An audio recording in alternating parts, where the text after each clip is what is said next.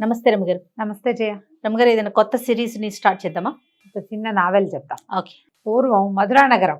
ఈ మధురా నగరంలో ఒక ముసలివాడు దానికి ఈశాన్యంగా ఉన్న అడవికి పుల్లలు తెచ్చుకోవడానికి వెళ్ళాడు. కట్టపుల్లలు తెచ్చుకోవడానికి వెళ్ళాడు. పుల్లలు తెచ్చి ఏం చేసేవాడంటే అమ్ముకునేవాడు. అమ్ముకుని ఓ 10 పావలావో వచ్చేది. 10 లేవు అప్పుడు, పావలాలు అర్ధలే. ఆ తెచ్చిన పావలాతోటి నూకలు కొనుక్కొస్తే ముసలిది గంజి కాచేదన్నమాట. అయితే ఏమైంది, ఆ పుల్లలు ఈ పుల్లలు ఏరాడు. అడవంతా చాలా విశాలంగా ఉంది. అన్నీ ఏరి ఒక దగ్గరికి పెట్టి తాడు పెట్టి కడదామనుకున్నాడు.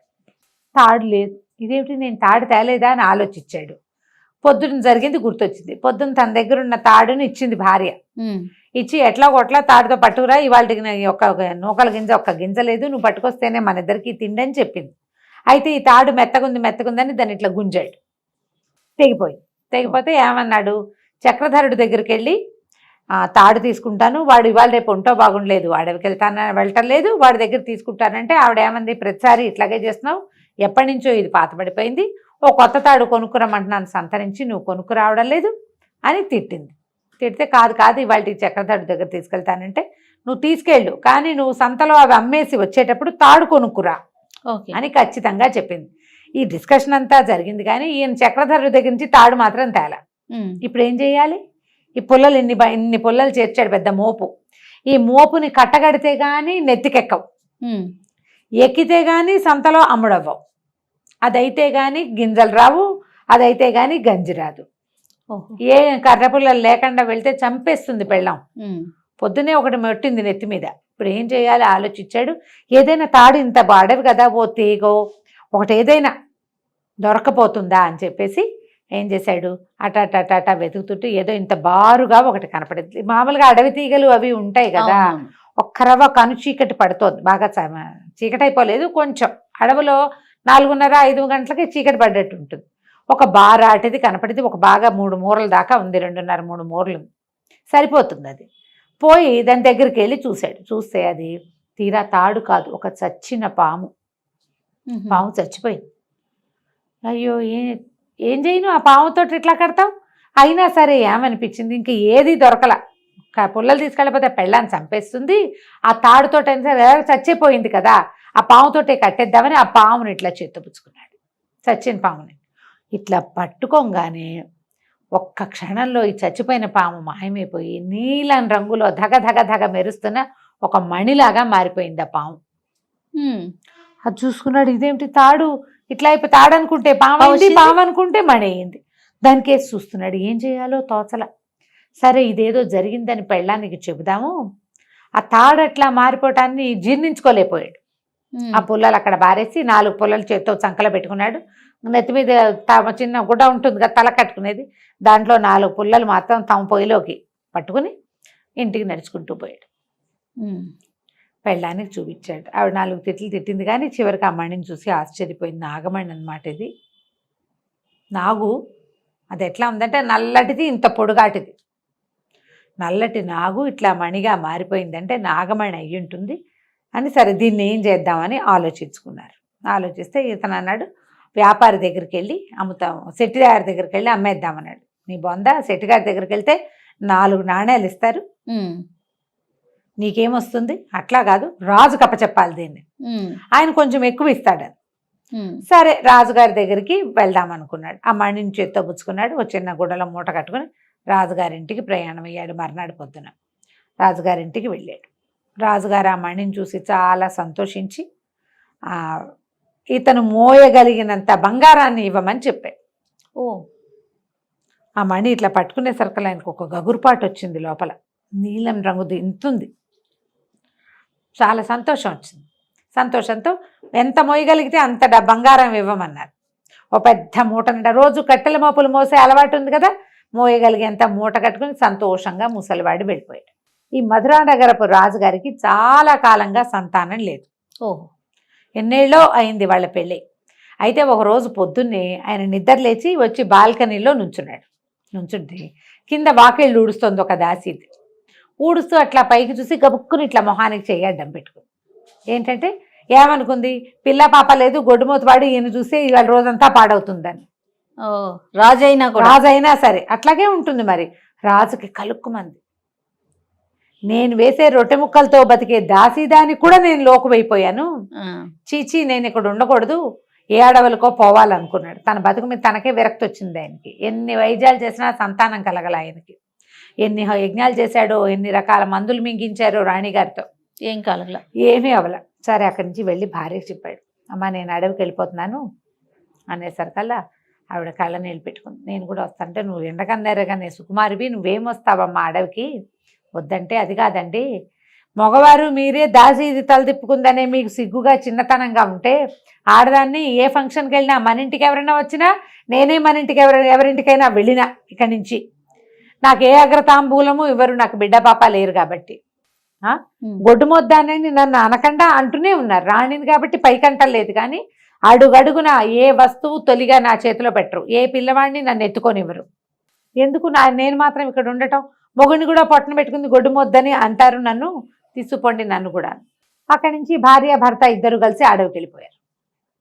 వెళ్ళిపోయాక ఆ అడవిలో ఒక మహాముని ఒక ఆయన ఉన్నాడు. ఆ మునికి ఇంతకుముందు ఈ రాజుగారితోటి చంద్రప్రభో ఏదో ఆయన పేరు పరిచయం ఉంది. ఆయన ఆశ్చర్యపోయాడు, ఇంత చిన్న వయసులో మీరు ఇలాగ రావటం ఏమిటి, దీన్ని ఏమంటారు వానప్రస్థాశ్రమం. అడవికి వచ్చేసేది ఎప్పుడు వస్తారు, ఇల్లు వాకిలి వదిలిపెట్టేసి వృద్ధులైపోయాక పిల్లలకి రాజ్యం అంతా అప్పచెప్పిన తర్వాత వానప్రస్థాశ్రమంలో తపస్సు చేసుకోవడానికి వస్తారు. ఈ వైరాగ్యం ఏమిటయ్యా, ఇంకా చిన్నవాళ్ళు మీరు అనేసరికి ఆయన చాలా దుఃఖపడ్డాడు.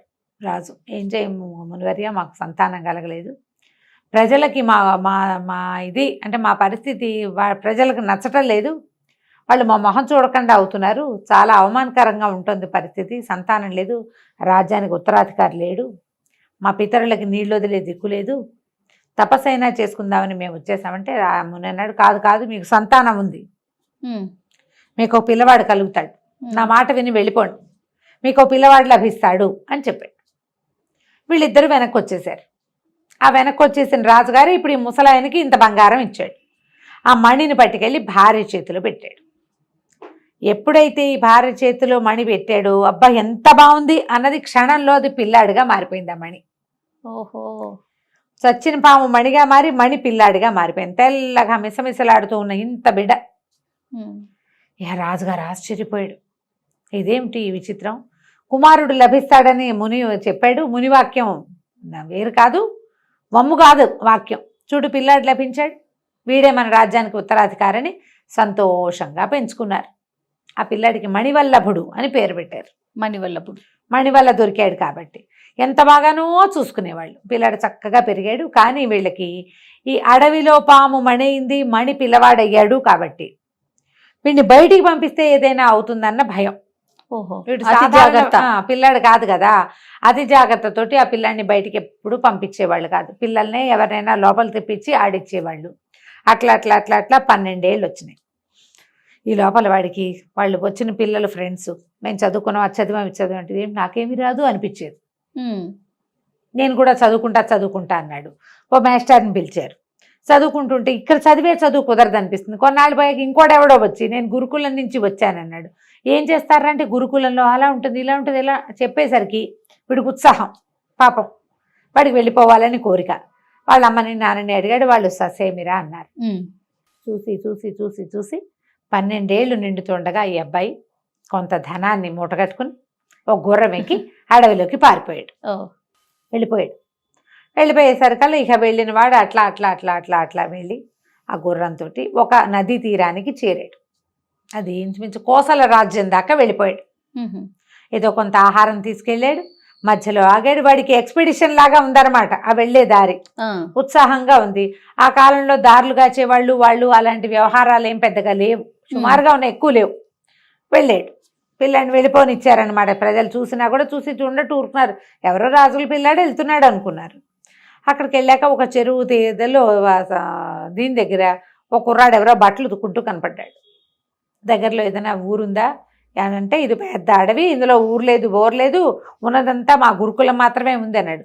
అమ్మో, గురుకులం ఉందా, ఎలాంటి గురుకులం, గురుగారి పేరేమిటి, అదేంటి ఇదేంటని అడిగాడు. అడిగేసరికి పక్కనే దగ్గరలోనే గురుకులం ఉంది, నేను అందులో శిష్యుణ్ణి, విద్యానంద మహర్షి ఇక్కడ విద్యాభ్యాసం చేయిస్తారు అని చెప్పేసరికి ఈ కుర్రాడు ఆ రెండో వాడిని గుర్రం ఎక్కించుకుని ఆ గురుకులానికి ఎలా వెళ్ళాలో అక్కడికి పోయాడు. పోయి ఆయనకి దండం పెడితే ఆయనేమో నోట్లించ నురుగులు కక్కుతున్న గుర్రము, అది ఎప్పటి నుంచో ప్రయాణం చేస్తుంది, చక్కగా 12 ఏళ్ల పిల్లాడు, మంచి రాజుగారి అబ్బాయిలాగా బట్టలు గిట్టలు కనపడుతున్నాయి. ఎవరు ఏమిటి అంటే, నాకు విద్యాభ్యాసానికి మా ఊళ్ళో కుదరలేదు, మా తల్లిదండ్రులకి భయము, వాళ్ళు పంపలేదు, నా అంతటి నేనే వచ్చానని చెప్తాడు. కానీ ఫలానా రాజ్యము అన్నమాట అబ్బాయి చెప్పడు. ఓ సరేలే, విద్యార్థిగా వచ్చిన వాడు వాడంతట వాడొచ్చినా అమ్మా నాన్న తీసుకొచ్చినా సమానమే. అక్కడి నుంచి పిల్లాడిని అట్టు పెట్టుకున్నారు. అయితే ఆ కాలంలోనే కోసల రాజకుమార్తె విజయచంద్రిక కూడా విద్యాభ్యాసానికి వచ్చింది. ఓహో కొంచెం చిన్నది, కానీ ఆ అమ్మాయి ముందు నుంచి ఉంది. ముందు కొంత చదువుకుని వెళ్ళి మళ్ళీ వచ్చేసింది. ఇతనికంటే కొంచెం చిన్నపిల్ల. ఇతనితోటి ఫ్రెండ్షిప్ చేసింది. వీళ్ళిద్దరూ కలిసి బాగా మాట్లాడుకునేవాళ్ళు, కలిసే కత్తి పట్టటాలు అవి నేర్చుకున్నారు. బాగా అలవాటైంది. ఇతనికి క్రమంగా పెద్దవాడు అవుతున్న కొందికి సొంత ఇంటికి వెళ్ళాలన్న భావన లేదు. 10 సంవత్సరాలు గడిచినాయి. అబ్బా. ఈ అబ్బాయికి 22 ఏళ్ళు వచ్చినాయి, ఆ విజయచంద్రికి 20 ఏళ్ళు వచ్చినాయి. విద్యాభ్యాసం మొత్తం పూర్తయ్యాక కోసల రాజు గారు వచ్చాడు. వచ్చి కూతురుని తీసుకెళ్ళటానికి వచ్చి ఇతనితో ఎప్పుడు వచ్చినప్పుడల్లా ఆయన మాట్లాడేవాడు, కూతురుని చూడడానికి వచ్చేవాడు. ఆ పాఠశాలలో ఉన్న చాలా మంది పిల్లల తల్లిదండ్రులు వచ్చి చూసేవాళ్ళు. ఇతని కోసం ఎవరు వచ్చేవాళ్ళు కాదు. అప్పుడప్పుడు అనిపించేది, ఏమిటి వీళ్ళు నా కోసం వెతకలేదా, వాళ్ళు వెతకకుండా నన్ను ఎలా వదిలేశారు అని ఆశ్చర్యంగా ఉండేది. అయితే ఆయన ఏమన్నాడు, ఆ కోసల రాజు వచ్చి, అబ్బాయి విద్యాభ్యాసం అయిపోయింది కదా, మరి నువ్వు వస్తావా మాతోటి, మీ నాన్నగారు వాళ్ళ దగ్గరికి వెళ్తావా, లేదా అంతఃపురానికి వచ్చేసేయి మాతో పాటు అని అడిగేశారు. అలా ఆయనకి ఏమనిపించింది, వీడికి 10 ఏళ్ళు అయినా వాళ్ళు అసలు కనీసం వెతుకుతూ ఎవడైనా రావాలి కదా, ఈ 10 ఏళ్ళ నుంచి ఎవరైనా వస్తారేమోనని ఎదురు చూస్తూనే ఉన్నాడు. ఎవ్వరూ వదిలేశారు వాళ్ళు. అలా అనిపించింది అతనికి. ఎందుకు, వీళ్ళతో వెళ్తే సరిపోతుంది అని చెప్పేసి విజయచంద్రికతో కలిసి అక్కడికి వెళ్ళిపోయాడు కోసల రాజ్యానికి. ఇక వాళ్ళతోటే కలిసి కొంతకాలం ఉన్నాడు. మెల్లిగా ఇద్దరు ఏంటంటే మొదటంతా చిన్నప్పుడు స్నేహం, క్రమంగా ప్రేమలో పడ్డారు, పెళ్లి చేసుకుందాం అనుకున్నారు. అయితే మీ అమ్మ నాన్న ఎవరో చెప్పు, మా నాన్న వెళ్ళి మాట్లాడతాడు అంటుంది. ఇతనికి అసలు వాళ్ళ రాజ్యం పేరెత్తటం కూడా ఇష్టం లేదు.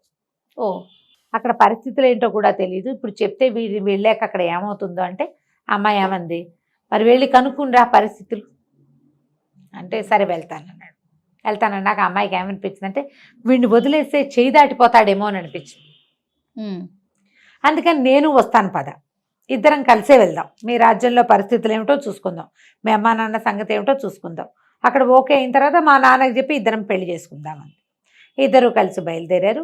2 రోజుల ప్రయాణం తర్వాత అమ్మాయికి ఏమనిపించిందంటే, ఇలా అవివాహితులుగా వెళ్ళకూడదు, వాళ్ళ అమ్మాయి లేచి వచ్చిందంటారు, అందుకని మనం ఇక్కడ ఎక్కడైనా పెళ్లి చేసేసుకుందామని బండి ఒప్పించి పెళ్లి చేసేసుకుందాం, భార్యాభర్త. కాకపోతే వీళ్ళు ఏమనుకున్నారు, ఇలా అడవుల్లో ప్రయాణం చేసేటప్పుడు ఇలా ఆడవాళ్ళ బట్టలతో వెళ్ళకూడదు, నా బట్టలు నువ్వు కూడా మనం వేసుకో, ఇద్దరం కలిసి అన్నదమ్ముల్లాగా కనపడతాం. వీళ్ళిద్దరికి ఏంటంటే దగ్గర పోలికలు ఉంటాయి. ఆ సదాటుగా చూస్తే అతనే అమ్మాయి అనుకునే ప్రమాదం ఉంది. స్త్రీ బట్టల్లో ఉంటే కనపడదు, మగవాళ్ళ దుస్తులు వేసుకుంటే వాళ్ళిద్దరు ఒడ్డు పొడుగు ఒకేలాగా కనపడతారు.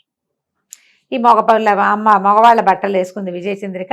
ఆ విజయచంద్రిక ఈ మణివల్లభుడు ఇద్దరు కలిసి వాళ్ళ గుర్రాలు వేసుకుని రాజ్యానికి బయలుదేరారు. మధ్యలో ప్రపంచాన్ని తెలుసుకుంటూ చూసుకుంటూ అడవుల్లో తిరుగుతూ మెల్లిగా ఒక దారి పట్టారు. తర్వాత ఏమైందో వచ్చే భాగంలో తెలుసుకుందాం. తప్పకుండా రమ్య గారు. నమస్తే. సుమన్ టీవీలో మీ పర్సనల్ అండ్ బిజినెస్ ప్రమోషన్స్ కోసం కింది నెంబర్కి కాంటాక్ట్ చేయండి.